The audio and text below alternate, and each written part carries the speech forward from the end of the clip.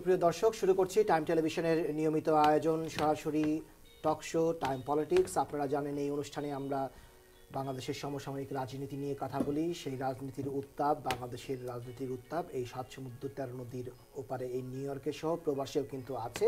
সেই সব বিষয় নিয়ে কথা বলার জন্য আজকে আমরা যথারীতি দুজন অতিথিকে আমন্ত্রণ জানিয়েছি। উপস্থিত আছেন যুক্তরাষ্ট্র বিএনপির সাবেক ভারপ্রাপ্ত সভাপতি, বিএনপি নেতা শরাফত হোসেন বাবু, এবং সঙ্গে আছেন সাবেক ছাত্র নেতা, চট্টগ্রাম কমার্স কলেজের ছাত্র সংসদের সাবেক ভিপি কামাল হোসেন মিঠু। আপনাদের দুজনকেই টাইম পলিটিক্স অনুষ্ঠানে স্বাগত জানাচ্ছি, শরাফত হোসেন বাবু এবং কামাল হোসেন মিঠু। আপনাকে ধন্যবাদ। এবং দর্শক, আমেরিকা, নর্থ আমেরিকা, মধ্যপ্রাচ্য, ইউরোপ সহ পৃথিবীর যে প্রান্তে বসে যিনি এই অনুষ্ঠান দেখছেন সবাইকেই স্বাগত জানাচ্ছি আমি হাসানুজ্জামান সাকিব। আপনারা জানেন এই অনুষ্ঠানের নিচে, টেলিভিশনের নিচে স্ক্রলে যে নাম্বারটি যাচ্ছে সেই নাম্বারে টেলিফোন করে আপনারাও এই আলোচনায় সরাসরি যোগ দিতে পারবেন। এবং আপনাদের যদি কোনো বিষয়ে এই দুজন অতিথির কাছে কোনো কিছু জানার থাকে, কোনো প্রশ্ন থাকে, তাহলে সেটিও আপনারা করতে পারবেন সরাসরি টেলিফোন করে নিচে স্ক্রলে যে নাম্বারটি যাচ্ছে সেটি দিয়ে। আমি প্রথমেই যাব শরাফত হোসেন বাবু আপনার কাছে। আপনাদের আজকে সন্ধ্যায় আমাদের বাংলাদেশি অধ্যুষিত এলাকা নিউ ইয়র্কের জ্যাকসন হাইটসে আপনারা একটি রেস্টুরেন্টে সংবাদ সম্মেলন করেছেন। সেখানে আপনারা বলেছেন যে এটি যুক্তরাষ্ট্র বিএনপি এবং এর 34টি সহযোগী এবং অঙ্গ সংগঠন এই আজকের প্রেস কনফারেন্সে ছিল। তো সেখানে আপনাদের মূল ফোকাস কি ছিল, আপনি যদি আমাদেরকে একটু বলেন। ধন্যবাদ জনাব সাকি। আমি প্রথমেই টাইম টিভির সকল কলাকৌশলী, আপনি সহ এবং দর্শক শ্রোতাদের স্বাধীনতা দিবসের মহান মাসে, এই মার্চ মাসের শুভেচ্ছা জানাচ্ছি। আজকে আমাদের যুক্তরাষ্ট্র বিএনপির যে প্রেস কনফারেন্স ছিল, ওটার সাথে আমাদের 34টি অঙ্গ সহযোগী সংগঠনের নেতাকর্মীরা ছিলেন। আমাদের প্রেস কনফারেন্সের মূল লক্ষ্য ছিল, মেইন ব্যাপারটাই ছিল আমাদের জয়েন্ট সেক্রেটারি সালাউদ্দিন আহমেদ, সাবেক প্রতিমন্ত্রী, ওনাকে যেভাবে গুম করে রেখেছে সরকার, আমরা বিলিভ করি ওনাকে অনতিবিলম্বে যেন ছাড়া হয়, সেটাই ছিল আমাদের প্রথম এজেন্ডা। দ্বিতীয় এজেন্ডা ছিল আমাদের যে বর্তমান বাংলাদেশে যে আনরেস্ট পলিটিক্যাল সিচুয়েশন চলতেছে, সেটা থেকে অতি দ্রুত কীভাবে উত্তোলন করা যায়, কীভাবে আন্দোলনকে আরও বেগবান করা যায়। তৃতীয় ছিল যে যুক্তরাষ্ট্র বিএনপি এবং যুক্তরাষ্ট্র আওয়ামী লীগকে নিয়ে পত্রপত্রিকায় কিছু অগোছালো কথাবার্তা দেখে বা নিউজ দেখে আমরা প্রেস কনফারেন্সের সব শেষের বেলায় কিছু প্রশ্নের উত্তর এবং প্রশ্ন পর্বে আমরা জড়িত হই। সো যুক্তরাষ্ট্র বিএনপির বা কোনো অঙ্গ সংগঠনের এই আওয়ামী লীগের সাথে যে একটা ঘটনা ঘটেছিল গত সপ্তাহে নিউ ইয়র্কে, সেটার সাথে যুক্তরাষ্ট্র বিএনপির কোনো সম্পৃক্ততা ছিল না এবং আমাদের কোনো আনুষ্ঠানিক কোনো বৈঠকও দিন ছিল না। যেটা ব্যক্তিগত পর্যায়ে যা ঘটেছিল সেটা আমরা আজকে প্রশ্ন উত্তর পর্বে কিছুটা প্রশ্ন উত্তর পর্বে রেখেছিলাম। ধন্যবাদ। জি, আমি একটু যদি জানতে চাই যে আপনাদের কি কারণে মনে হলো যে সালাউদ্দিন আহমেদের কে গুম করেছে সরকার? কারণ সালাউদ্দিন আহমেদ আমাদের দলীয় মুখপাত্র ছিল। সরকার ভাবছে বা ভেবেছিল এবং এখনও ভাবছে যারাই মুখপাত্র তাদেরকে যদি স্টপ করা যায় তাহলে অন্যরা ভয়ে আসবে না। গুম, হত্যা, সেই আপনারা দেখেছেন একজন কমিশনার, তারপরে ইলিয়াস আলী, তারপরে আমাদের এই সালাউদ্দিন আহমেদের মতো সাবেক মন্ত্রীদের যদি দেশে গুম করা হয় তাহলে কয়েকদিন পর তো শেখ হাসিনাকেও গুম করা হবে, তখন তারা যখন বিরোধী দলে থাকবে। তো এইটা থেকে আমাদের পরিত্রাণ করতে হবে। আমরা দেখেছি ছোটোখাটো সন্ত্রাসীরা গুম হয়, তাদেরকে ক্রস ফায়ারের নামে মারা হয় বা এভাবে একটা ব্যবস্থা আমরা শুনে আসছি পত্রপত্রিকা মিডিয়া। কিন্তু এখন দেখছি বিএনপির বা বিরোধী দলে কেউ মুখপাত্র হতে গেলে তাদেরকে একেবারে স্বৈরাচারী কায়দায় তাদের পেটুয়া বাহিনী বলেন, সরকারি বাহিনী বলেন, তাদের দিয়ে অ্যাটাক করে তাদের নিয়ে কারোর ক্রস ফায়ার দেওয়া হচ্ছে, কারোর গুম করা হচ্ছে, কারোর আত্মীয়স্বজনকে হুমকি দেওয়া হচ্ছে। সারা বাংলাদেশ এটা করা হচ্ছে এবং বিদেশেও আমাদেরকে হুমকি দেওয়া হচ্ছে যে আমরা যারা স্পোকসম্যানের মতো কাজ করছি তাদেরকেও ধরে নিয়ে শাস্তি করা হবে। এরকম স্বৈরাচারী সরকার থেকে আমাদের খুব তাড়াতাড়ি যদি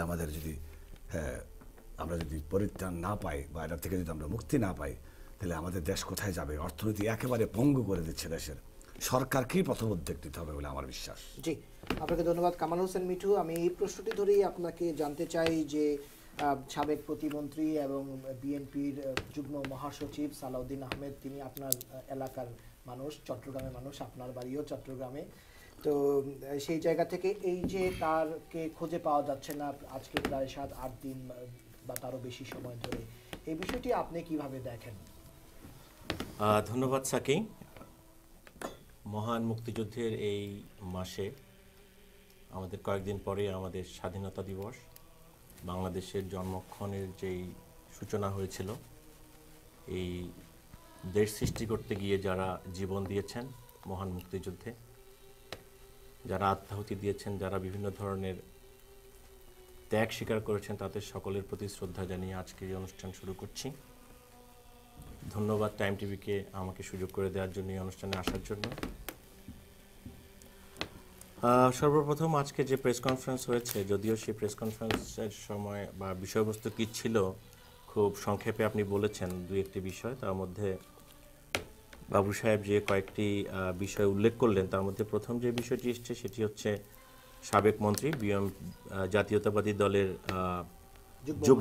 যুগ্ম সম্পাদক, যুগ্ম মহাসচিব সালাউদ্দিন আহমেদ যে হঠাৎ করে উধাও হয়ে গেছেন, সেই বিষয়ে যে আজকে বিএনপি এবং তাদের দলীয় যারা জোট সঙ্গী যারা আছেন তারা বলছেন যে সরকার এবং সরকারি কোনো বাহিনী সালাউদ্দিন আহমেদকে গুম করে ফেলেছে।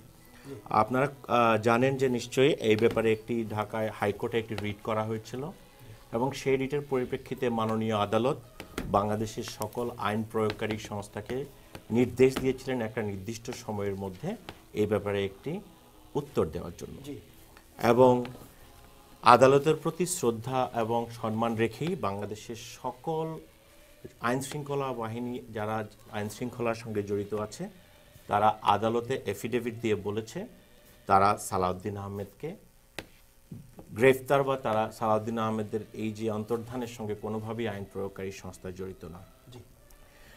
এটি একটি আদালতের যেখানে একটি বাংলাদেশের আইন শৃঙ্খলা বাহিনীর সর্বোচ্চ আদালতে গিয়ে সেখানে এফিডেভিট দিয়েছে।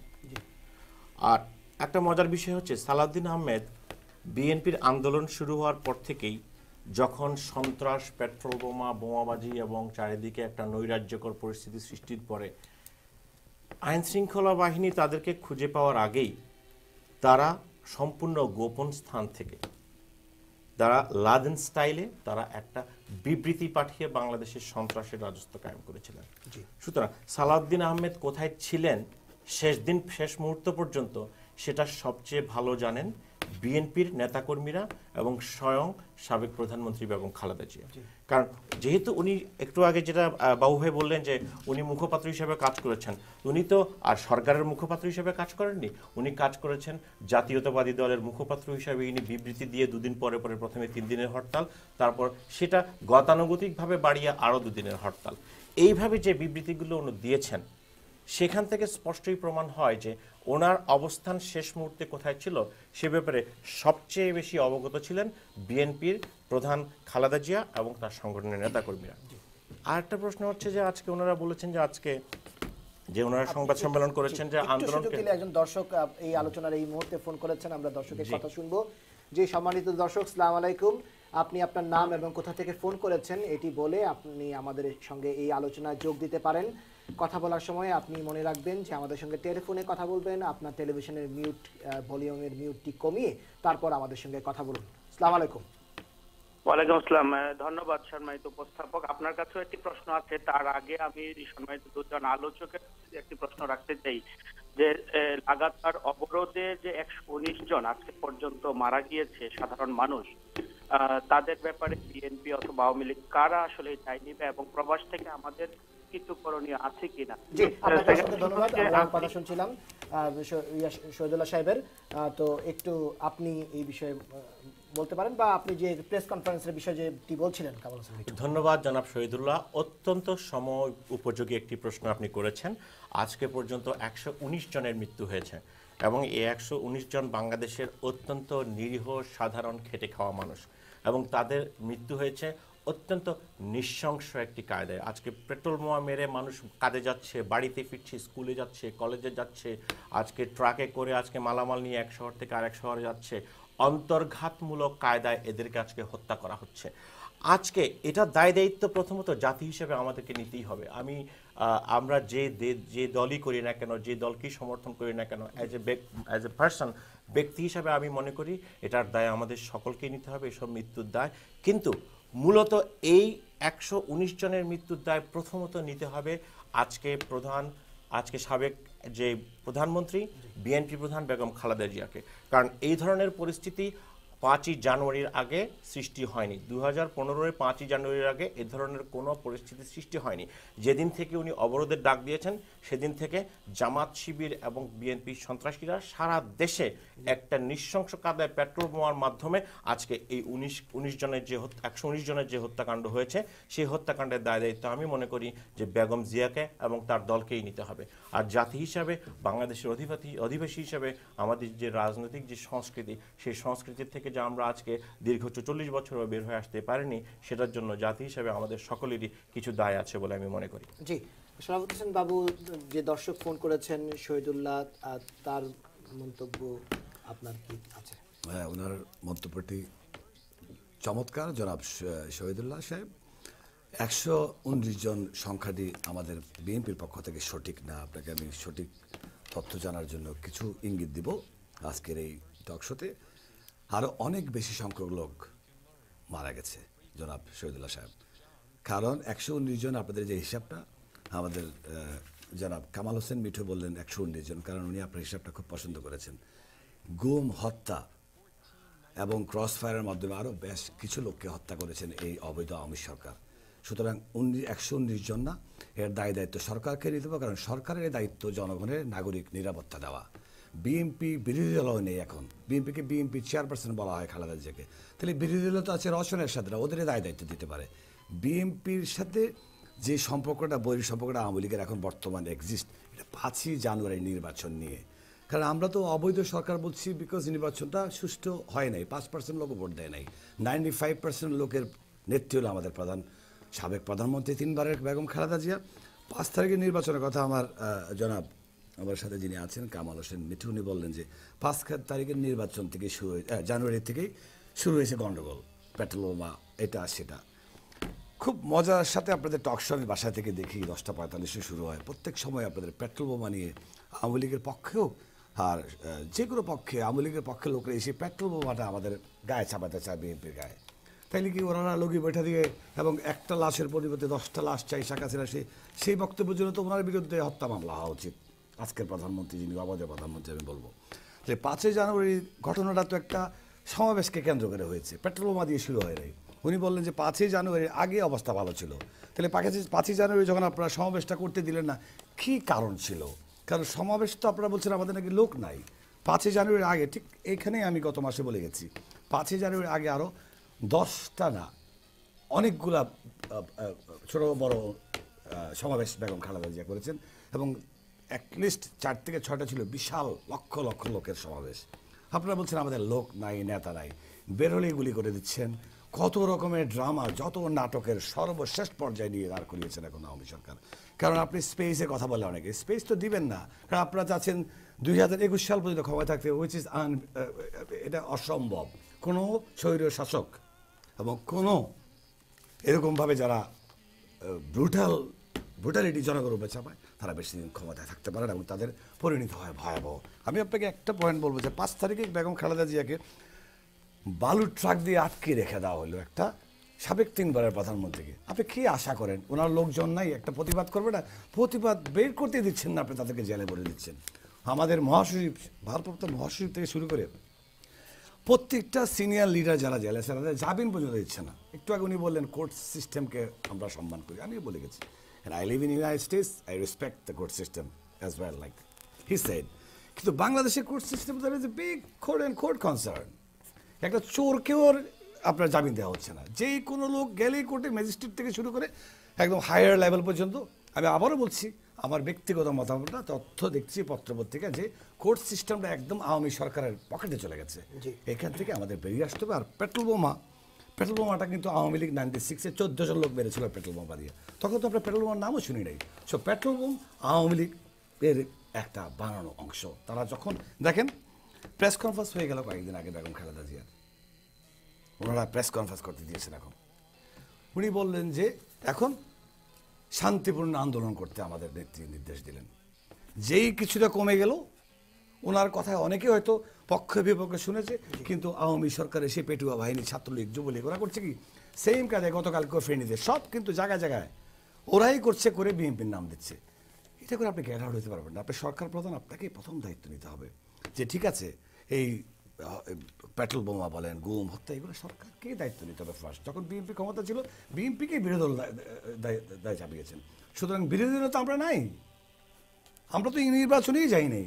এবং সংবিধানের ধারাবাহিকতা ঠিক রাখতে গিয়ে 5 জানুয়ারি নির্বাচনটা করলেন, যে আমরা বসে ঠিক করে নির্বাচন আসবো। এখন বলছেন 19, তারপর পাবেন আরেক 5 বছর। এভাবে চলবে না, এভাবে কোনো স্বৈর শাসক টিকে নাই, শেখ হাসিনাও টিকবেন না। কামাল হোসেন মিঠু যেটি বলছিলেন যে আপনাদের কোন পরিস্থিতিতে, আমরা তো এরকম গোপনে থেকে বিবৃতি দেয়ার, বক্তব্য দেয়ার কিন্তু রেওয়াজ পাইনি। উনি যেটি বলছিলেন যে লাদেন স্টাইলে না, লাদেন স্টাইল হঠাৎ করে ওরা আইসিস, লাদেন এগুলো নিয়ে আসে। আমরা আমেরিকা থাকি, আমরা লাদেন, আইসিস সবার বিরুদ্ধে, উই রেসপেক্ট আমেরিকান ল। তো হয়েছে কি, কথায় কথায় আইসিস, লাদেন, ওই মৌলবাদী, জঙ্গি বলে দিচ্ছে, দেশটাকে শেষ করে দিচ্ছে। আমরা এমনি খারাপ অবস্থায়। এটা না বলে আপনি গণতান্ত্রিক কথা আসেন।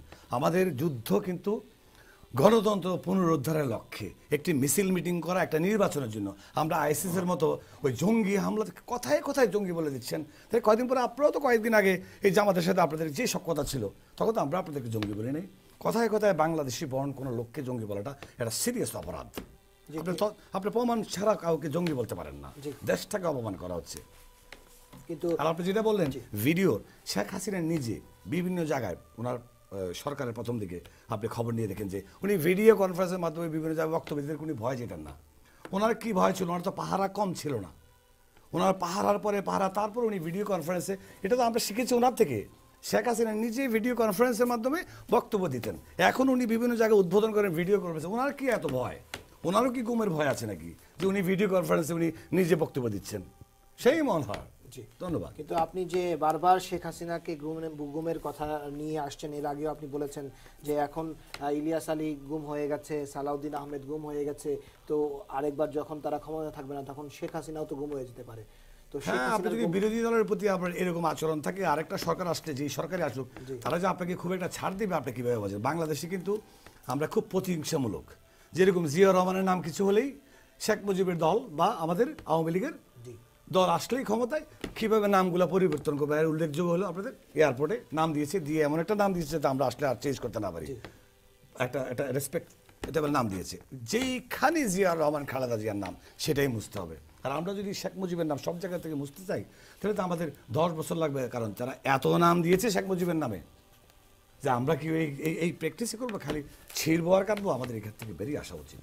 জি, প্রতিহিংসা পরায়ণ রাজনীতির কথা বলছিলেন তিনি বলেছেন যে একটি খুব সাংঘাতিক ইঙ্গিত তিনি করেছেন যে অবস্থা চলছে, তাতে তো যখন কোন সময় যদি আওয়ামী লীগ সরকার ক্ষমতায় না থাকে, তাহলে শেখ হাসিনা গুম হয়ে যেতে পারেন।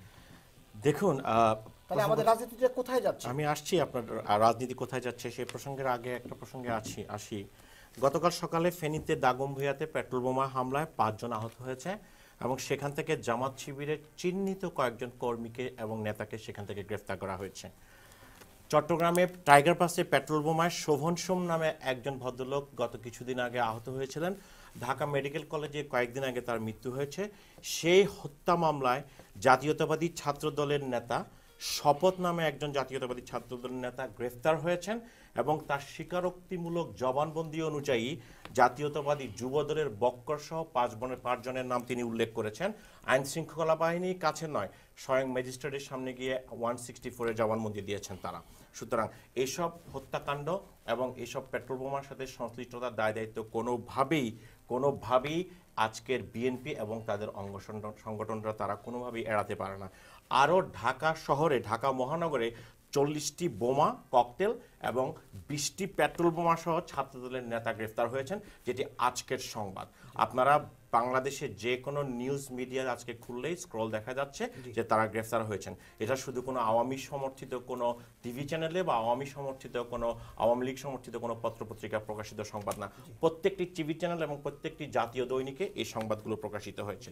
আর প্রতিহিংসার রাজনীতি, আজকে বলছেন প্রতিহিংসার রাজনীতি, ৭৫-এর 15ই আগস্টে জাতির জনক বঙ্গবন্ধুকে সপরিবারে হত্যা করার মাধ্যমে বাংলাদেশে প্রতিহিংসার চরম দৃষ্টান্ত সৃষ্টি হয়েছে এবং খারাপ দৃষ্টান্ত সৃষ্টি হয়েছে।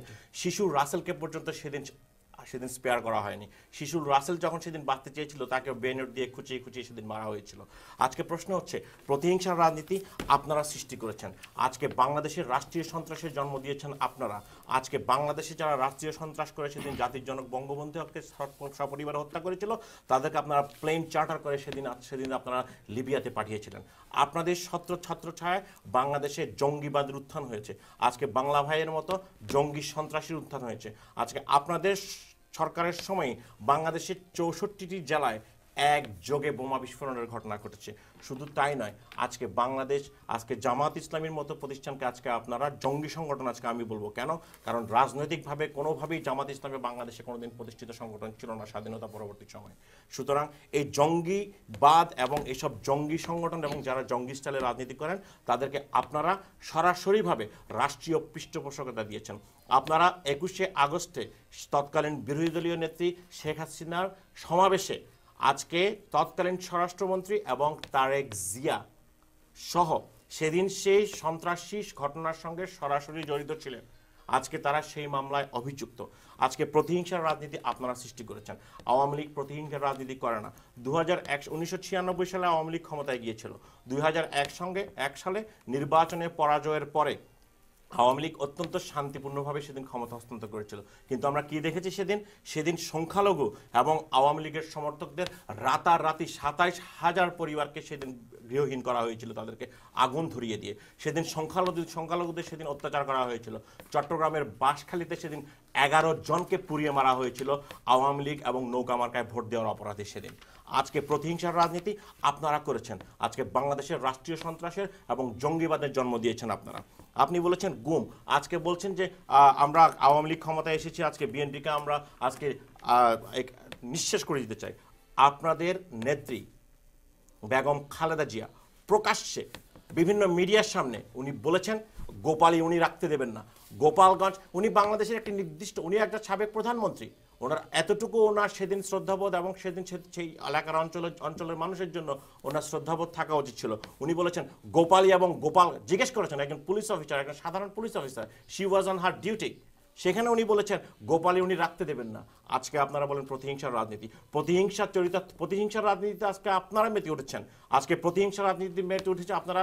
শুধু তাই নয়, আপনারা সেই প্রতিহিংসার রাজনীতির শিকার আপনারা নিজেই। আজকে আপনারা কি করেছেন? বাংলাদেশের শিক্ষা ব্যবস্থাকে ভেঙে দেওয়ার জন্য এসএসসি পরীক্ষাকে আপনারা ভণ্ডুল করার চেষ্টা করেছেন। আজকে আপনারা বাংলাদেশের রাষ্ট্রীয় সন্ত্রাসের পাশাপাশি আজকে বাংলাদেশে বোমা সংস্কৃতির জন্ম দিয়েছেন, পেট্রোল বোমা সংস্কৃতির জন্ম দিয়েছেন। সুতরাং প্রতিহিংসার রাজনীতি আওয়ামী লীগ করে না। আওয়ামী লীগ মুক্তিযুদ্ধের নেতৃত্ব দানকারী, বাংলাদেশের প্রধান সংগঠন, বাংলাদেশের রাজনীতিতে, বাংলাদেশের অর্থনীতিতে বাংলাদেশ আওয়ামী লীগ সবসময় ভূমিকা রেখেছে, সেটা সরকারি দলে থাকে হোক অথবা বিরোধী দলে থেকে হোক। সাকিব ভাই, আমি একটু বিরতিতে যেতে হবে। খুব আগ্রহের সাথে আমার বক্তব্য শুনলাম। উনি তো এখানে টকশোতে কথা বলছেন না, উনি তো পল্টনে ভাষণ দিচ্ছেন আওয়ামী লীগের পক্ষে। ধন্যবাদ ওনাকে পল্টনে ভাষণ দেওয়ার জন্য।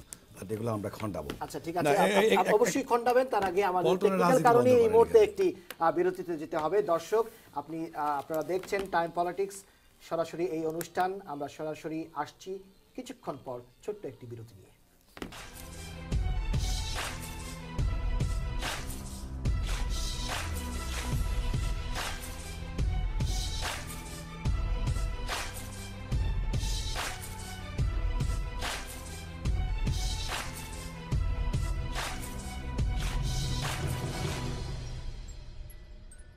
ময়ূরিয়া ব্যাংকুয়েট হল অ্যান্ড রেস্টুরেন্ট, যুক্তরাষ্ট্রে বাংলাদেশি মালিকানায় সর্ববৃহৎ পার্টি হল।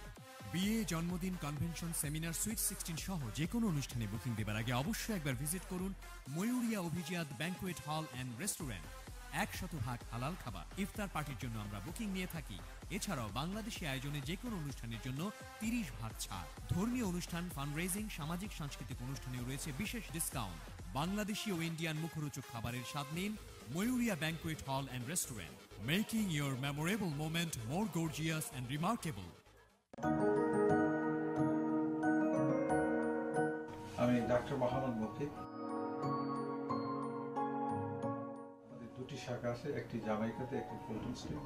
আমরা সব ধরনের দাঁত এবং মাড়ির চিকিৎসা করে থাকি। আপনাদের যে কোনো প্রয়োজনে আমাদের কাছে আসতে পারেন। আপনারা যত্ন সহকারে আন্তরিকতার সাথে আপনাদের সেবা করেন।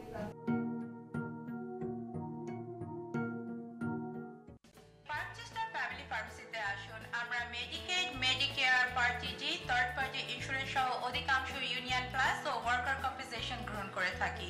প্রতিদিন সর্বোচ্চ কম মূল্যের নিশ্চয়তা, সিনিয়র সিটিজেনদের জন্য 10% মূল্য কম। Parkchester family pharmacy, 1445 union court road, Bronx, New York 10462, phone 347-851-2688। Parkchester family pharmacy, আপনার ফার্মেসি।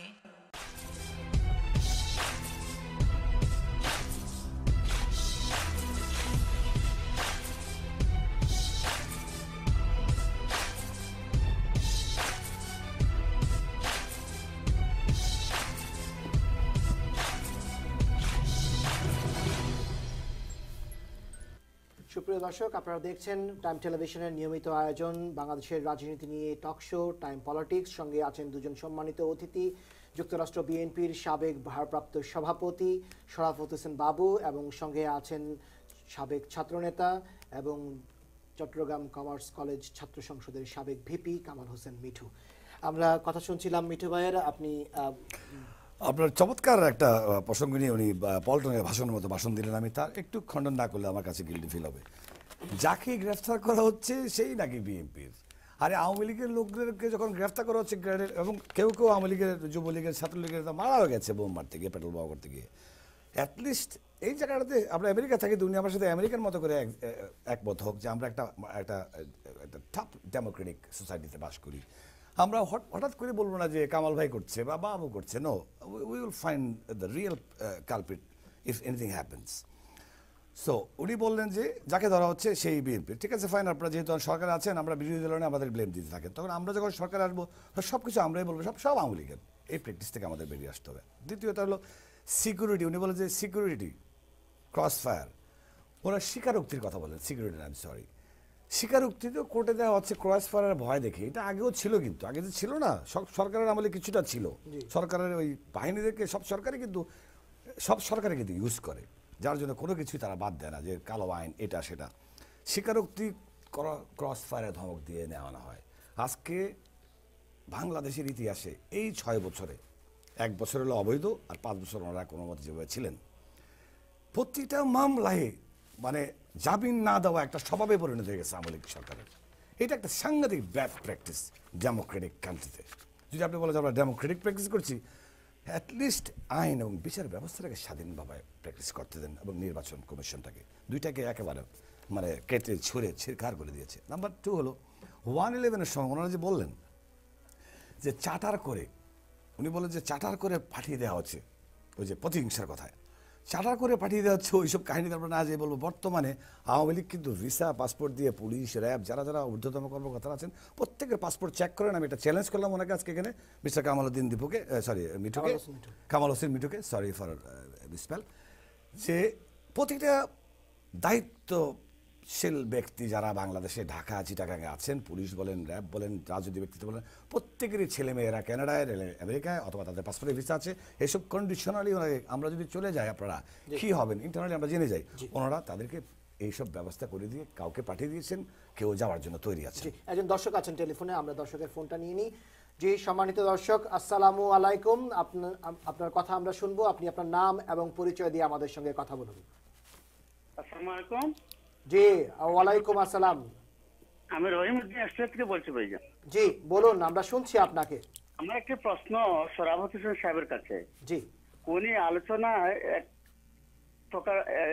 আলোচনায় উনি বলেছেন একদিন শেখ হাসিনা নাকি গুম হয়ে যাবেন। আপনার মাধ্যমে উনার আলোচনার এই আপত্তিকর বক্তব্যের জন্য আমি প্রতিবাদ জানাচ্ছি। উনি যেন জাতির কাছে ক্ষমা চেনেন এই ধরনের একটা দৃষ্টতা দেখার জন্য। জি, আপনাকে অনেক ধন্যবাদ। অস্ট্রেলিয়া থেকে ফোন করেছিলেন যে প্রশ্নটি আমিও করেছিলাম আপনাকে, এখন দর্শক আপনার বক্তব্য শুনে প্রশ্ন জনাব করেছেন রহিম এবং সাহেব, মন্তব্য আপনি করেছেন। বোধহয় শেখ হাসিনার খুব পরিচিত, খুব ভক্ত। আমি আপনাকে শ্রদ্ধার সাথে বলবো, বেগম খালেদা জিয়ারও আমি খুব পরিচিত এবং খুব ভক্ত। আপনারা একটা সাবেক মন্ত্রীকে গুম করে ফেললেন, আর প্রধানমন্ত্রীকে গুম করার কথা বললাম যে কোনো সরকার আসলে হয়তো আমরা তো প্রেডিকশন করতেই পারি যে এরকম করলে এরকম পাবেন, যেহেতু প্রতিহিংসা চলছে, মায়ের বদলে মায়ের করতেছে শেখ হাসিনার গ্রুপ।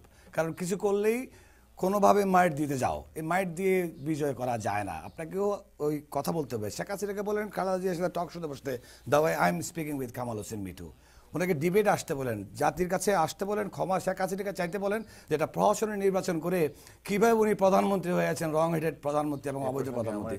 আমি তো ক্ষমা চাবই না, কারণ ক্ষমা চেতাম যদি উনি ওনার শ্রদ্ধার সাথে বেগম খালেদা জিয়ার কাছে ক্ষমা চেত, যে উনি বলেছেন 5 তারিখের নির্বাচনটা আমরা কোনো রকম করেছি, কুকুর ঘুমাতে দেখা গেছে ভোট কেন্দ্রে। আপনারা নিজেরা যারা সমর্থক তারাও সাপোর্ট দিচ্ছেন, আমেরিকা থেকে সাপোর্ট দেওয়া বন্ধ করে অ্যাটলিস্ট ওনাদেরকে বোঝান। শেখ হাসিনা অনেককেই কল দেয়, আপনাকেও নিশ্চয়ই কল দেবে আপনার বক্তব্য জন্য, আপনি বোঝান যে নির্বাচন দেন, ফ্রি ফেয়ার ইলেকশন দেন, বিদায় নেন। ধন্যবাদ। জি, আপনি যদি বলেন। শরাফত হোসেন বাবুর বক্তব্যের রেশ ধরে আমি কিন্তু যে শেষ করি না আমার বক্তব্য পয়েন্টগুলা, আপনার ওই আচ্ছা, 2-3টা ঠিক পয়েন্ট আছে। আমাকে আপনার না, আমি যেহেতু দর্শকের ফোন এসছে, আমি এই প্রসঙ্গে একটি কথা আর আসছে প্রসঙ্গত এবার। আচ্ছা, ঠিক আছে। সঙ্গত কারণে না বললেই নয়। সেটা হচ্ছে যে প্রথমে উনি বলেছেন যে আইন শৃঙ্খলা, আইনের প্রতি শ্রদ্ধাশীল হওয়ার জন্য উনি একটি বক্তব্য দিয়েছেন। আমি শুধুমাত্র দর্শকদের জ্ঞাতার্থে আজকে একটা কথা বলতে চাই, বেগম খালেদা জিয়ার বিরুদ্ধে যে দুর্নীতির মামলা চলছে, জিয়া অরফানেজ ট্রাস্ট মামলায়, সেই মামলায় উনি 63 বার আদালতে গড় হাজির থেকেছেন। 63 time she was not present on her court. আপনি কি জানেন শেখ হাসিনা কবে যায় নাই? আচ্ছা, আমি আপনি শেষ করে সংখ্যাটা জেনে আপনাকে নেবেন। আমি সুযোগ দেব। 63 না, শেখ হাসিনাও 53 বার যায় নাই। উনি বলেছেন যে 10 বাংলাদেশের বার কম। আওয়ামী লীগের মন্ত্রী, পুলিশ অফিসার এবং বিভিন্ন নেতা কর্মীদের ছেলে মেয়েরা আজকে বিভিন্ন বিদেশের বিভিন্ন জায়গায় অবস্থান করছেন। আজকে অত্যন্ত করছে এবং লজ্জা অন্যভাবে এবং করছে। দুঃখজনক হলো সত্য যে আজকে সাবেক প্রধানমন্ত্রী বেগম খালেদা জিয়ার সদ্য প্রয়াত সন্তান কোকর 2 মেয়ে মালয়েশিয়াতে লেখাপড়া করে। যখন সারা বাংলাদেশে পেট্রোল বোমা, বোমাবাজি, বিভিন্ন সন্ত্রাসী কায়দায় একটা অস্থির, একটা নৈরাজ্যকর পরিস্থিতি সৃষ্টি করা হয়েছে, সেই সময়ের কোকর 2 সন্তান সেই সময় পরীক্ষা দিতে হবে, সেই জন্য তাদের বাবাকে কবরে শায়িত করে সেদিন মালয়েশিয়া ফিরে গিয়েছে। আজকে আরেকটি কথা উল্লেখ না করলেই নয়, আজকে সালাউদ্দিন সাহেবকে আপনারা আজকে সালাউদ্দিন আজকে প্রধানমন্ত্রী হতে পারতেন না, যখন শেখ পরিবার মারা গেল, আজকে শেখ হাসিনা বাইরে ছিলেন, কিন্তু দুজনের এই বিতর্কের বাইরে মাঝে থাকার আমরা একটু দর্শকের কাছে আমার এই যাবো। কথা শেষ বাইরে করছি। থাকা জরুরি। সালাউদ্দিন আপনারা বলেছেন আজকে আপনারা আপনাদের গুম হত্যার ভয়ে অনেকেই পালিয়ে গেছে, জিয়া পরিবার পালাবে না কেন? আজকে সালাউদ্দিন আহমেদ সাহেবের একটু একজন সময় দিলে থাকে আমরা একটু কানাডাতে এবং দর্শকের- একজন থাকেন মালয়েশিয়া। আপনাদের তো হাজারো লোক থাকে, আপনার কাছে আসবো, শেখ আপনার হাসিনা কাছেও পুরো আসবো। পরিবার থাকে বিদেশে। এবং জয় পাশাপাশি আগের যে দর্শক কল করেছিলেন রহিমউদ্দিন সাহেব, ওনার সঙ্গে আমি সম্পূর্ণভাবে একমত। আপনি তো আজকে হবেনই, আপনি আওয়ামী লীগ লোক না। আজকে বিএনপি এবং তাদের যে রাজনৈতিক সংস্কৃতি, তাদের যে ইতিহাস, সেই ইতিহাস বাংলাদেশের অত্যন্ত জঘন্যতম ইতিহাস। তারা সিলেটের জনাব কিবরিয়া সাহেবকে প্রকাশ্যে দিবালোকে হত্যা করা হয়েছে। অরনিন্দনীয়। গাজীপুরে আমরা একটু দর্শকের সঙ্গে কথা বলি, তারপর আবার আপনাদের কাছেই আমরা ফিরবো। জি, সম্মানিত দর্শক, আসসালামু আলাইকুম। আপনি আপনার নাম এবং কোথা থেকে ফোন করেছেন বলে আমাদের সঙ্গে কথা বলুন। হ্যালো, জি, আপনি কি শুনতে পাচ্ছেন আমাকে? হ্যাঁ ভাই, আমি জামাইকা থেকে নোমান বলছিলাম ভাই। জি জি, আপনি ভালো আছেন? জি জি জি, আমি তো ভালো আছি, কিন্তু আমেরিকাতে বসে if you are inciting a violence it's a federal crime. আমি একটু বিএনপি বাবু ভাইকে বলতে চাই যে আপনি যে স্টেটমেন্ট করছেন বাংলাদেশি পলিটিক্স করতেছেন আমেরিকাতে বসে, it's okay, but if you make any statement in public domain that incites violence, how do you accept that, how do you do that? জি, আপনাকে অসংখ্য ধন্যবাদ। আমি কিন্তু আসতে চাই সেই ক্ষেত্রে, এবং যে দর্শক ফোন করেছেন সেই দর্শক, আপনি তো আমার কাছে কোশ্চেন করেছেন, আমার কাছে কোশ্চেন, আপনি তো বাংলাদেশের মতো আমার কোশ্চেনও ছেড়ে নিয়েছেন, এটাও গুম করতেছেন আপনারা। শুনেন, কোশ্চেনটা করেছে আমার কাছে জনাব দর্শক, আপনারা যে কোশ্চেন করছেন আমরা শ্রদ্ধার সাথে উত্তর দিচ্ছি, কিন্তু আপনাকে আমি বলবো, আমি অ্যাসেস করে বলছি, আমি যুক্তরাষ্ট্রে থাকি, আমার আইনের প্রতি আমরা শ্রদ্ধাশীল, কিন্তু আইন আপনারা এমনভাবে ইউজ করছেন বাংলাদেশে যে আমাদের এখান থেকে লজ্জা পাচ্ছি আমরা।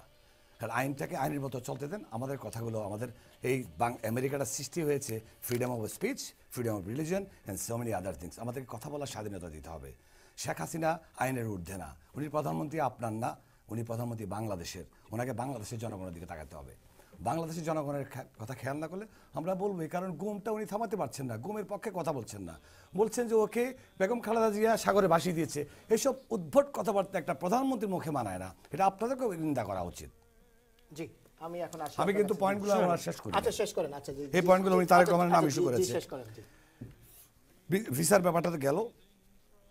আপনার আওয়ামী লীগের বেশ কিছু মন্ত্রী লবিং করেছেন যেই লোকগুলা আওয়ামী লীগ যুবলীগের ধরা পড়ছে পেট্রোল বোমা এটা সেটা করে একটা অরাজকতা সৃষ্টি করে বিএনপিকে জঙ্গি বানাও। আপনারা এটা পারেন নাই। You guys fail to prove us that আমাদের জামাত বিএনপি জোট 20 দল জঙ্গি। এটা আপনাদের গায়ে আসবে এক সময়, কারণ আমরা প্রতিহিংসা রাজনীতি করি। এখানে আমি কিন্তু বাংলাদেশের কথা বলছি। আমি ওনাকে একটু আগে বলেছি যে আমরা এখানে এমন কিছু পলিসি দেওয়া উচিত দুই দলকে যেন একটা পিস আসে। সেটাও কোনো দর্শক কোর্ট করবে যে আমি পিসের কথা বলছি, উই বিলিভ ইন পিস। এখন তারেক রহমানের কথা উনি বললেন, বেগম খালেদা জিয়ার মামলার কথা বললেন, কিন্তু উনি শেখ হাসিনার মামলার কথা বলে গেলেন। একটা প্রধানমন্ত্রী, যে প্রধানমন্ত্রী অবৈধ প্রধানমন্ত্রী এখন বাংলাদেশের প্রধানমন্ত্রী করছেন, উনি একসময় বাংলাদেশে প্রেস নোট দিয়ে স্বরাষ্ট্র মন্ত্রণালয় থেকে, এখন আমার কাছে আইডিটাও আছে, ওনাকে বাংলাদেশের মানে মহাবিপজ্জনক মহিলা বলে প্রত্যেকটা বর্ডারে এয়ারপোর্টে যেই জায়গায় আপনি ঢুকতে পারেন বর্ডারগুলোতে প্রেস নোট জারি করা হয়েছে অফিসিয়ালি। উনি তখন যুক্তরাষ্ট্রে ওয়াশিংটনে অবস্থান করছেন, আমি যেখানে থাকি। ওই প্রেস নোট করার বেশ কিছু না অল্প কিছুদিনের ভিতরে বাংলাদেশে গিয়ে বাংলাদেশের প্রধানমন্ত্রী হয়ে গেলেন।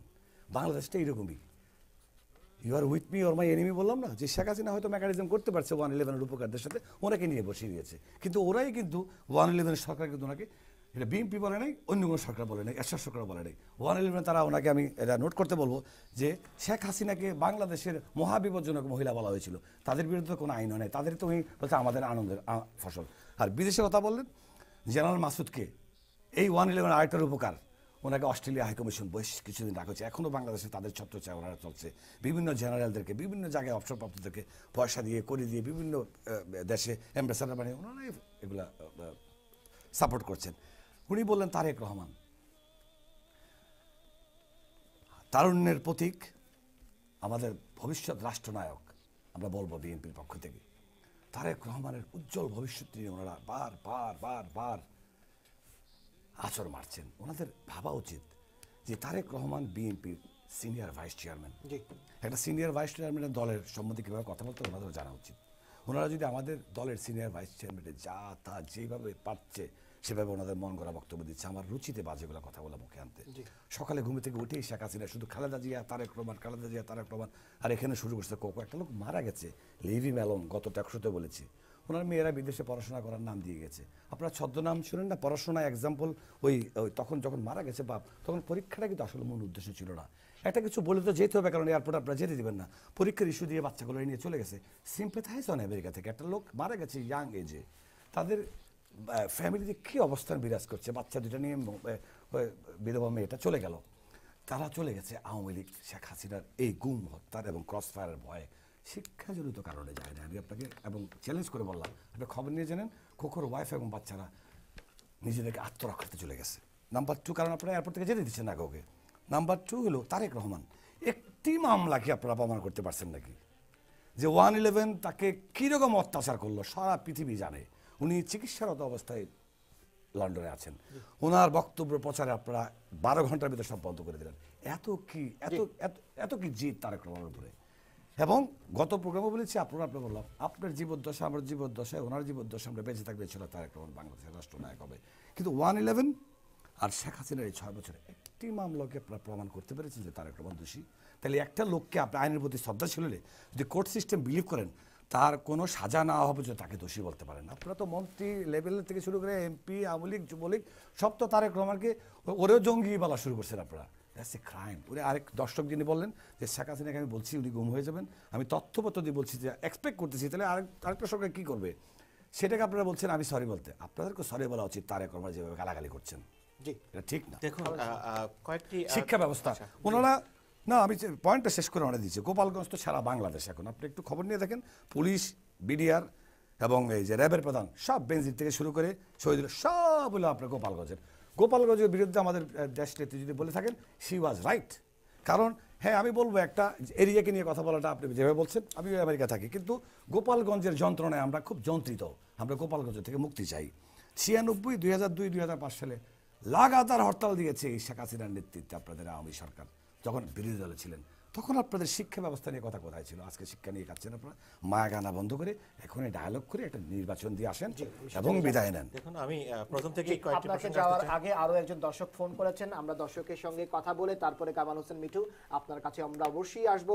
আসসালামু আলাইকুম দর্শক, আপনি এখন কথা বলবেন আমাদের সঙ্গে, আপনি সরাসরি স্টুডিওতে যোগ দিচ্ছেন, আপনি আপনার নাম এবং পরিচয় দিয়ে আমাদের সঙ্গে কথা বলুন। রশিদ চৌধুরী, আমি ম্যানহাটন থেকে ফোন করছি। আমি ওই যে মিঠু সাহেবের কাছে জানতে চাই যে এই যে গতকালকের খেলায় যে ইন্ডিয়া যে আচরণ করছে, এরপরও আওয়ামী লীগ এত ভারতের ভালোবাসা কি লেগে দেখায়, এটা একটু যদি জি, জানাতে। আপনাকে অসংখ্য ধন্যবাদ রশিদ চৌধুরী, তিনি ম্যানহাটন থেকে ফোন করেছেন। আপনার কাছে যে প্রশ্নটা আপনি নিশ্চয়ই শুনতে পেরেছেন। দেখুন, আমি রশিদ চৌধুরীর প্রশ্নের জবাব দিয়ে শেষ করতে চাই। সঙ্গত কারণে আসলে এটা খুব রিসেন্ট একটা টপিক।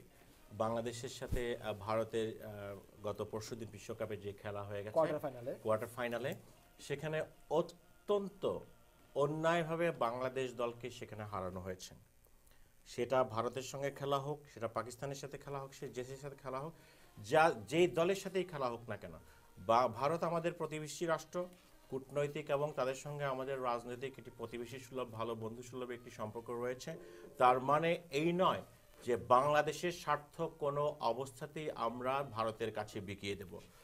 বাংলাদেশ আওয়ামী লীগের যে পলিসি, সেই পলিসিতে 1971 সালে 16ই ডিসেম্বর দেশ স্বাধীন হওয়ার পরে 10ই জানুয়ারি বঙ্গবন্ধু শেখ মুজিবুর রহমান সেদিন যখন স্বদেশে প্রত্যাবর্তন করেছিলেন, সেদিন ভারতের তৎকালীন প্রধানমন্ত্রী ইন্দিরা গান্ধীকে সেদিন তিনি বলেছিলেন, Mrs India, when you are going to take your troops back to your country, তুমি আমাকে বলো কখন তোমার সেই সৈন্যবাহিনী তুমি আমার দেশ থেকে সরাই নিবা। সেটা প্রথম তুমি আমাকে বলো, তারপর আমি সেদিন বাংলাদেশের স্বাধীনতা এবং সার্বভৌমত্বের প্রশ্নে বাংলাদেশ আওয়ামী লীগ এবং তাদের কর্মী বাহিনী বা তাদের সমর্থকরা কোনো সময় ভারত কেন পৃথিবীর কোনো দেশের কাছেই কখনোই নতজানু হয়নি। জি, আপনার কাছে অনেক হয়তো উত্তর আছে। ক্রিকেটটা যেহেতু একটা ভেরি সেনসিটিভ বিষয় বাংলাদেশের জন্য, আমি একটা পার্ট হতে চাই একটু জনাব কামাল হোসেন মিঠুর সাথে, যে আমরা দর্শকের তার আগে একজন দর্শক টেলিফোনে আছেন, তার সঙ্গে আমরা কথা বলি। জি, সম্মানিত দর্শক, আপনি কি আমার কথা শুনতে পাচ্ছেন? হ্যালো, আসসালামু আলাইকুম। সালাম ভাই, কেমন আছেন? জি, আমি ভালো আছি। আপনি কে এবং কোথা থেকে ফোন করেছেন? আমি বাবুল বলছিলাম কানেক্টিকাট থেকে। জি, কানেক্টিকাটের দর্শকদেরকে আপনার মাধ্যমে টেলিভিশনের এই টাইম পলিটিক্স অনুষ্ঠান থেকে স্বাগত জানাচ্ছি। আপনি বলুন, আমরা শুনছি আপনার কথা। আমার প্রশ্ন হয়েছে মিঠু সাহেবের কাছে, আওয়ামী লীগ নেতা। জি, কামাল হোসেন মিঠু, হ্যাঁ, সাবেক ছাত্র নেতা। জি, হ্যাঁ, উনি বলেছেন যে বিএনপির আমলে সন্ত্রাসী মানে গুম চালু হয়েছে। জি, আসলে আওয়ামী লীগের সময় প্রথম গুম চালু হয়, যেটা শেখ মুজিবের সময় বাংলাদেশের প্রথম গুমের ঘটনা ঘটে। সেটা হচ্ছে সিরাজ শিকদার নামে ভদ্রলোক গুম হয়। আর বিএনপির শাসন আমলে এরকম কাউকে প্রকাশ্যে হত্যার নির্দেশ দেওয়া হয়নি, যেমন পুলিশ, র্যাব বা সরকার প্রধান যখন প্রকাশ্যে দিচ্ছে। তাহলে উনি কি বলবেন যে আমরা বুঝতে পেরেছি। আমরা ওনার কাছে এই জবাবটি অবশ্যই চাইবো। আপনি কানেক্টিকাট থেকে ফোন করেছেন জনাব বাবুল, তার আগে বাংলাদেশ এবং ভারতের ক্রিকেট ম্যাচ নিয়ে কথা বলতে চেয়েছিলেন। আপনার এই ছোট্ট কথাটির পরে আমরা বিরতিতে যাব। আমি এই বাংলাদেশ হারাতে আমি নিজে খুব ভেরি আপসেট, আমি নিজেও হয়েছি। আমি খেলা দেখছিলাম, আমার পত্রিকা একটা আছে, বাংলাদেশি পত্রিকাটা আমরা এখানে যুক্তরাষ্ট্র থেকে চালাই। এটা হেডলাইনটা আমি করতে পারি নাই যে ক্রিকেট খেলা আমরা জিতেছি, আমি খুব দুঃখ পেয়েছি। এনিওয়ে, উনি যেটা বললেন যে আইসিসির যে প্রেসিডেন্ট বাংলাদেশে বলছে আমি পদত্যাগ করবো, এই যে অতিরিক্ত বাড়াবাড়ি ক্রিকেট খেলা নিয়ে, শেখ হাসিনা যেরকম প্রধানমন্ত্রী, উনি খুব ক্রিকেট লাভ করেন, আমাদের বেগম খালেদা জিয়াও ক্রিকেট পছন্দ করেন। আমাদের দেশে কিন্তু দলমত নির্বিশেষে ক্রিকেটের বেলা কিন্তু আমরা কিন্তু বাংলাদেশ আগে, আমরা নিশ্চয়ই উনি আমার সাথে একমত। কিন্তু এটা তো আওয়ামী রাজনীতির মতো কায়দা করা হচ্ছে না। ক্রিকেট করিনি, ক্রিকেট যেহেতু হারলো, হারির ছেলেগুলো হেরেছে, রেফারি ভুল করে থাকলে referee definitely they have a cross check করার কোনো সিস্টেম আছে রেফারি দোষটা ধরার জন্য। আন্তর্জাতিক খেলা যেহেতু, সেটাও বাংলাদেশে চাপিয়ে দিচ্ছে ওই আইসিসির বিরুদ্ধে, ওকের বিরুদ্ধে। এইসব নোংরামি থেকে আমাদের বেরিয়ে আসতে হবে। হেরে গেলেও আমাদের এই যে স্টাররা, বাংলাদেশ ক্রিকেটের যে দল, তাদেরকে অভিনন্দন, আমরা কন্টিনিউ জানাই। অবশ্যই আমরা অভিনন্দন জানাই। জি, আমাদের বিরতিতে যাওয়ার সময় হয়েছে, তারপরও আমরা একজন দর্শকের ফোন নিয়ে বিরতিতে যাব। সম্মানিত দর্শক, নিশ্চয়ই আপনি আমাদের এই কথা শুনতে পাচ্ছেন। আসসালামু আলাইকুম। হ্যালো, হ্যালো, আসসালামু আলাইকুম। জি, ওয়ালাইকুম আসসালাম। আপনি কোথা থেকে ফোন করেছেন, আপনার নাম বলবেন? আমি যুক্তরাষ্ট্র স্বেচ্ছাসেবক লীগের সিনিয়র সভাপতি দুরুদ মিয়া রনল। জি, রনেল সাহেব, আপনাকে অভিনন্দন, স্বাগত জানাচ্ছি আমাদের এই স্টুডিওতে সরাসরি টেলিফোনে। আপনি বলুন, আমরা শুনছি আপনার কথা। ধন্যবাদ। আমি একটু আগে দেখলাম বিএনপির নেতা বলল জননেত্রী শেখ হাসিনা একদিন গুম হয়ে যাবেন। যে দলের জন্ম 65 বছর, যে দলের নেতা বন্দি কারাগারে ফাঁসির মঞ্চ দাঁড়িয়ে ফাঁসিকে ভয় পায় নাই, সেই বঙ্গবন্ধুর কন্যাকে যদি গুমের ভয় দেখায়, সেটাই কিন্তু আপনার সবচেয়ে বড় ভুল হবে। মনে রাখতে হবে, জাতির জনক বঙ্গবন্ধুকে 15 আগস্ট হত্যা করার পরেও সর্বপরিবারে জননেত্রী শেখ হাসিনার দল আওয়ামী লীগকে দাবিয়ে রাখতে পারে নাই। উনি যে কথা বলছে, সেই কথার জন্য জাতির কাছে ক্ষমা চাওয়া উচিত। জি, আপনাকে অসংখ্য ধন্যবাদ মন্তব্য করার জন্য। আমরা অবশ্যই শরাফত হোসেন বাবুর কাছ থেকে আরো একজন দর্শক ফোন করে একই মন্তব্য করেছিলেন এবং তাকে জানতে চেয়েছিলেন, তিনি উত্তর দিয়েছেন। এটিও হয়তো সংক্ষেপে তার কাছ থেকে উত্তরটা নেব। আপনি যুক্তরাষ্ট্র স্বেচ্ছাসেবক দলের নেতা জনাব রনেল, আপনাকে অভিনন্দন এবং শুভেচ্ছা জানাচ্ছি, ধন্যবাদ জানাচ্ছি ফোন করার জন্য। আপনি আমাদের সঙ্গেই থাকুন এবং আপনার সঙ্গে আরও যারা দর্শক এই টাইম পলিটিক্স অনুষ্ঠান দেখছেন তারাও সঙ্গে থাকুন। আমরা খুব ছোট্ট একটি বিরতির পর ফিরে আসছি।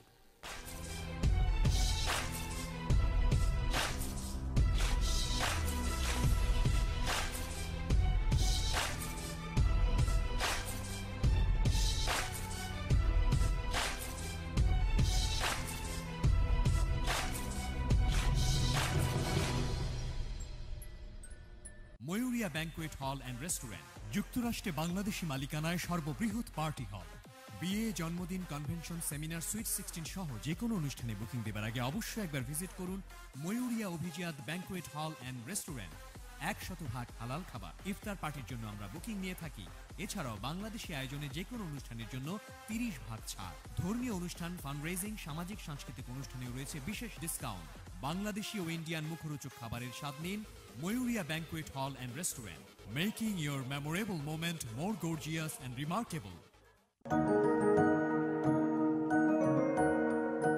আমি ডাক্তার মোহাম্মদ মুকিত। আমাদের দুটি শাখা আছে, একটি জামাইকাতে, একটি ফুলটন স্ট্রিট। আমরা সব ধরনের দাঁত এবং মাড়ির চিকিৎসা করে থাকি। আপনাদের যে কোনো প্রয়োজনে আমাদের কাছে আসতে পারেন। আপনারা যত্ন সহকারে আন্তরিকতার সাথে আপনাদের সেবা দেবেন।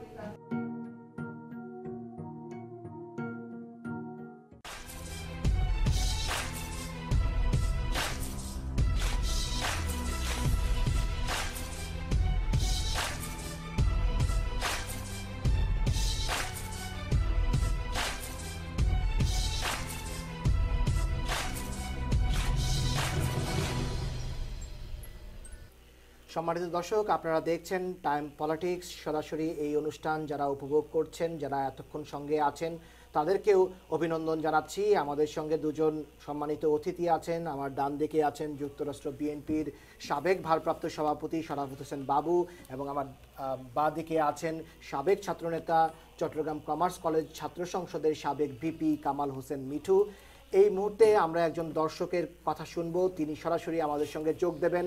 দর্শক, নিশ্চয়ই আপনি আমাদের এই কথা শুনতে পাচ্ছেন আমার। আসসালামু আলাইকুম। ওয়ালাইকুম আসসালাম। আমি বাবু ভাইকে জিজ্ঞেস করতে চাচ্ছি যে আপনি যেহেতু যুক্তরাষ্ট্রে অনেকদিনই আছেন, আপনি জানেন জেএসকে সালে, জেএসকে জুনিয়র প্লাস আপনার রিগানের সালে, অলসো জেএসকে মেয়ে, they are very popular in this country, no matter what they do, democrat or Republican, but they didn't come to do the politics because they didn't have the clue about the politics. জি, আপনি কোথা থেকে phone করেছেন? Kiss ass, the Tariq Zira, such a stupid ass, sorry, excuse my language. Why you guys have to do this? Don't you have like a better educated leader? You are much better as a babu. You have more knowledge about politics, how to run a country. আপনাকে অসংখ্য ধন্যবাদ বাবু ভাই। এর আগেও একজন দর্শক phone করেছিলেন, phone করে আপনার কাছে জানতে চেয়েছেন। আমি আগের দর্শকের ইম্পর্টেন্ট আর এই দর্শকের ইম্পর্টেন্ট দুইটাকে সমানভাবে দেখছি, কারণ দুইজনে দুইটা কথা বলছে। প্রথম দর্শক যে স্বেচ্ছাসেবক লীগের কথা বলছেন, যারা দর্শকের রনেল সাহেব, আপনি তো জানা উচিত যে আপনি দল করেন, আপনি দলের পরিচয় দিলেন, জন্য আপনাকে ধন্যবাদ। পরিচয় গোপন করেন নাই। সকাল বিকাল বেগম জিয়া এবং তারেক রহমানকে আপনারা ধমক দিচ্ছেন, হুমকি দিচ্ছেন, এই শেষ ফিনিশ, আস্থা করে মারবেন, জেলে যেতে হবে, সারা জীবন জেলে থাকবে। আপনাদের এই তথাকথিত মন্ত্রীরা, যাদের কোনো রকমভাবে এমপি ইলেকশনও পাস করতো না আগে, ওরাও বলছে যে এ করবে সে করবে। 3 বারের প্রধানমন্ত্রীকে যেভাবে গালি দিচ্ছে আওয়ামী লীগের ছোট ছোট নেতারা এবং ছাত্রলীগের একটা বড় ধরনের নেতা বললেন খালেদা জিয়াকে বোম মেরে উড়িয়ে দেবে তার অফিস থেকে, এগুলো আগে ফিক্স করেন তারপর আমাদের দিকে আসেন। 2 নম্বর যিনি বললেন যে বাবু ইজ বেটার, আপনি তারপরে ডিস করছেন কেন, উনি ইঙ্গিত করেছেন কোন দিকে আমি নিশ্চয়ই বুঝেছি, আমি টেলিভিশনে আর বলছি না। প্রত্যেকটা নাগরিকের, আপনি ওয়াশিংটন, আমি থাকি, ডেমোক্রেট রিপাবলিকান নিয়ে আপনি যেরকম জানেন আমিও প্র্যাকটিস করি, আমি রিপাবলিকান এবং ডেমোক্রেটিকদের সাথে কাজ করি, আমি একজন নিজেও ডেমোক্রেটিক বলে আমি দাবি করি নিজেকে।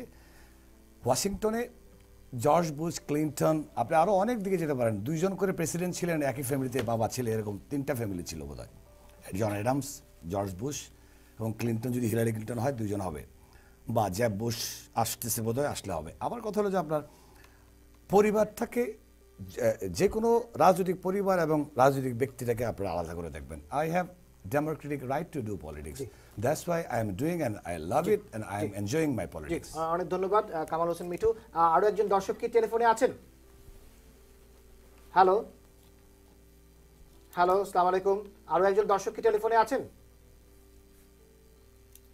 হ্যালো, আসসালামু আলাইকুম। হ্যালো, জি আসসালামু আলাইকুম। Carl from Canada. I have a question. আমি শুনতে পাচ্ছি না আপনার কথা, একটু আমি প্রোডিউসারকে বলবো যে একটু স্পিকারের সাউন্ড একটু ভলিউমটা বাড়ানোর জন্য। Carl from Canada. জি, আপনার মাধ্যমে কানাডার টাইম টেলিভিশন এবং টাইম পলিটিক্স অনুষ্ঠানের দর্শকদেরকে অভিনন্দন জানাচ্ছি। আপনি আপনার নাম এবং বলে আপনি আমাদের সঙ্গে কথা বলুন, আমরা শুনছি আপনাকে। Mr. Jakir, Carl, আমি মিঠু সাহেব, ওনার কাছে জানতে চাই যে ওনারা যে পলিটিক্স করছেন ইউএসএতে, এতে বাংলাদেশের কি লাভ হচ্ছে, কি প্রভাব হচ্ছে এতে? জি, আপনাকে ধন্যবাদ। দর্শক প্রশ্ন করেছেন কানাডা থেকে, আপনাকে অনেক ধন্যবাদ এই প্রশ্ন করার জন্য। যে আমরা এখানে যে রাজনৈতিক বিষয়ে আলাপ আলোচনা করছি সেটা আমাদের দেশের কি লাভ হচ্ছে। আসলে বাঙালি জাতি হিসাবে আমরা এই সুদূর প্রবাসে এসেও আমরা বাংলাদেশের সাহিত্য, সংস্কৃতি, সঙ্গীত এগুলোর সঙ্গে যেভাবে আমাদেরকে সম্পৃক্ত রাখতে চাই, সেভাবে একইভাবে আমরা বাংলাদেশের রাজনীতির সাথেও সবসময় আমরা মা এবং মাটি এবং মানুষের টানে আমরা আমাদের একটা সম্পৃক্ততা থাকে। সুতরাং এটাকে অনেকে বিভিন্নভাবে বিভিন্ন দৃষ্টিভঙ্গিতে থেকে দেখেন, আবার এটারও অনেক নজির আছে যারা এখানে বিভিন্ন দলীয় রাজনীতি বা বিভিন্ন বাংলাদেশের রাজনীতির সাথে জড়িত, তারা আবার পাশাপাশি এখানকার যে main stream politics, Democratic, Republican এবং মেইন স্ট্রিমে যেসব পলিটিক্স হয় এগুলোর সঙ্গেও অনেকেই জড়িত থাকেন। আমি ব্যক্তিগতভাবে এখানকার ডেমোক্রেটিক পার্টির সঙ্গে আমি সংযুক্ত, পাশাপাশি আমি বিভিন্ন যে শ্রমিক সংস্থাগুলো আছে সেই সংস্থাগুলোর সাথেও আমি ব্যক্তিগতভাবে আমি এগুলোর সঙ্গে জড়িত থাকি। শুধুমাত্র বাংলাদেশের রাজনীতি নিয়েই আমি সম্পৃক্ত সেটা পুরোপুরি বললে ভুল হবে। আর আমাদের যেহেতু চিন্তাভাবনায় আমরা যেহেতু পৃথিবীর একটা অন্যতম একটা বৃহৎ গণতান্ত্রিক দেশে বসবাস করি, আমাদের যে চিন্তা চেতনা, চিন্তাভাবনার যে বহিঃপ্রকাশ, সেগুলো যদি আমরা আমাদের এই মতামত প্রকাশের মাধ্যমে যদি আমরা ছড়িয়ে দিতে পারি, তবে আমি মনে করি বাংলাদেশের রাজনীতিতে যে ধরনের যে ড্রব্যাকসগুলো আছে, যে ছোটোখাটো যে সমস্যাগুলো আছে, আমার মনে হয়, আমি বলছি না যে আমরা সেগুলো শিক্ষা দিতে পারি, কিন্তু আমার মনে হয় সেগুলো থেকে হয়তো কোনো এক সময় কোনো ভালো কিছু কেউ জানতেও পারেন, কেউ শিখতেও পারেন। সুতরাং শেখার কোনো শেষ নেই, জানার কোনো শেষ নেই, সেটা যে কারো কাছ থেকে যে কেউ শিখতে পারে। আপনি কানাডা থেকে ফোন করেছেন, আপনার কাছ থেকে আমার হয়তো অনেক শিক্ষণীয় অনেক বিষয় আছে, আমি সবসময় সেটা সাদরে গ্রহণ করব। আর বাবু ভাই বিভিন্ন প্রসঙ্গ এনেছেন, তবে একটি কথা আমি বলতে চাই, সেটা উল্লেখ না করলেই নয়, যে অলরেডি 2-3 জন দর্শক সে বিষয়ে ফোন করেছেন। বাবু ভাই যেভাবে বর্তমানের প্রধানমন্ত্রী জননেত্রী শেখ হাসিনার প্রতি যে ভাষা ব্যবহার করেছেন সেটা কোনো অবস্থাতেই গ্রহণযোগ্য নয়। এই জন্য গ্রহণযোগ্য নয় যে আপনারা রাজনৈতিক ভাষা ব্যবহার করেন। আজকে বিএনপি সমস্ত তাদের যে রাজনৈতিক যে চরিত্র, সেই চরিত্র থেকে পুরোপুরি সরে গিয়েছে। আজকে দেখুন বিএনপি যদি রাজনীতি, আজকে সকালবেলার নিউজ, আপনি যদি গতকালকে বেগম খালেদা জিয়ার সঙ্গে ঢাকা বিশ্ববিদ্যালয়ের সাবেক ভিসি এমাজউদ্দিন সহ আরও কয়েকজন তাদের যে বিভিন্ন বিশ্ববিদ্যালয় এবং বিভিন্ন জায়গার লোকজন তারা দেখা করেছেন। আজকে বেগম খালেদা জিয়া নিজেই উপলব্ধি করেছেন যে উনি যেই কায়দায়, যেই পদ্ধতিতে আজকে এই তথাকথিত আন্দোলনকে এগিয়ে নিতে চাচ্ছেন, এটি কোনো অবস্থাতেই সার্থক হবে না। আগামী 28শে এপ্রিল যে ঢাকার 2টি এবং চট্টগ্রামের যে সিটি কর্পোরেশনের নির্বাচন ঘোষণা হয়েছে 28শে এপ্রিল, যে নির্বাচনের ঘোষণা হয়েছে, আজকে বিএনপি উপায়ন্তর না দেখে আজকে সেই নির্বাচনে যোগ দিতে, আজকে আমি এখানে বলে দিচ্ছি, আপনারা হয়তো আগামী 24 ঘন্টার মধ্যে জানতে পারবেন, বিএনপি এই আন্দোলনকে ছুঁড়ে ফেলে দিয়ে এই নির্বাচনে বিএনপি অংশগ্রহণ করবে।